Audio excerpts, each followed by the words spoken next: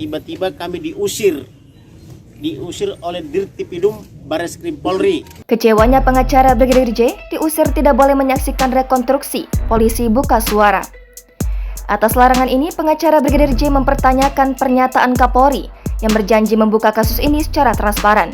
Kalau rekonstruksi nggak transparan kayak begini, ini artinya apa? Kan omong kosong semua nih, bla bla bla bla bla bla bla bla.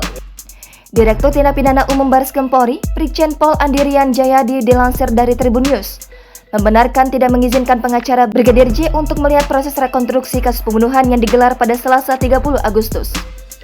Andi menyebut dalam proses rekonstruksi ini hanya penyidik, jaksa penuntut umum, tersangka dan kuasa hukum tersangka wajib mengikuti. Sedangkan tidak ada kewajiban untuk menghadirkan korban ataupun pengacaranya untuk mengikuti proses rekonstruksi ini. Katanya, rekonstruksi atau reka ulang ini digelar untuk kepentingan penyidikan dan penuntutan.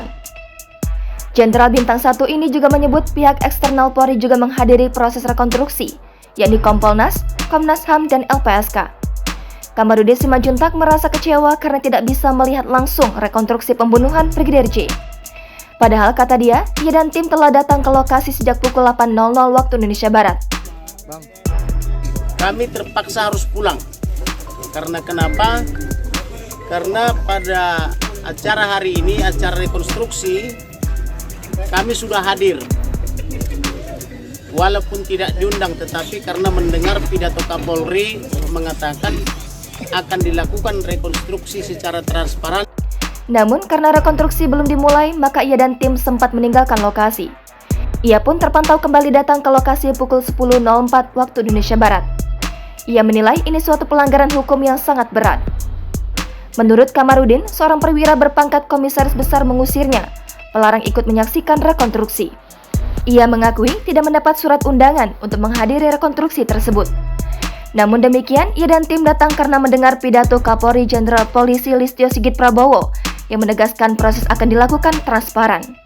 Atas hal tersebut, Kamarudin mengaku akan mengadukannya ke Presiden dan juga ke Komisi 3 DPR. Tim Sus Polri melakukan rekonstruksi pembunuhan Brigadir J di dua kediaman Verdi Sambo di Jakarta Selatan, rumah di Jalan Saguling, dan rumah di Kompleks Polri Duren 3 Jakarta pada Selasa 30 Agustus 2022. Selain peristiwa di dua tempat itu, polisi juga akan melakukan rekonstruksi peristiwa yang terjadi di kediaman Verdi di Magelang. Kepala Divisi Humas Mabes Polri, Irjen Dedi Prasetyo menyatakan bahwa rekonstruksi memeragakan 78 adegan.